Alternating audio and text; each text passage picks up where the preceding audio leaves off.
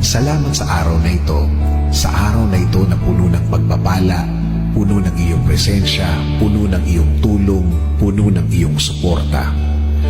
Salamat din sa mga bagay na dumating na laman ng aking dasal, dahil ang pagpapala ninyong ito ay malawak at marami ang matutulungan, hindi lang ang aking sarili, kasama na ang aking mga mahal sa buhay.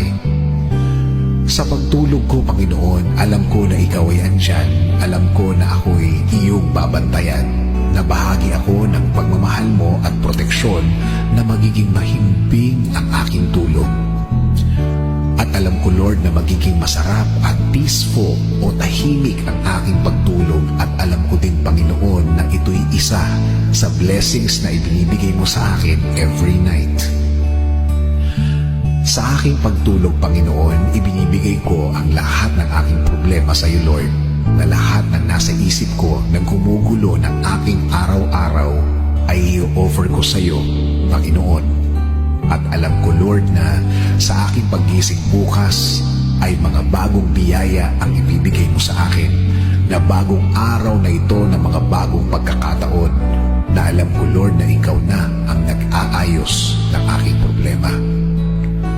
Maniniwala ako na ang bukas ko ay bahagi ng iyong magandang plano sa akin at sa aking buhay, Panginoon, na ang lahat ay magiging okay kahit na sa tingin ko ay wala ng pag-asa ang aking problema, pero kapag sa iyo lang ako nakatingin, alam kong maaayos ang lahat.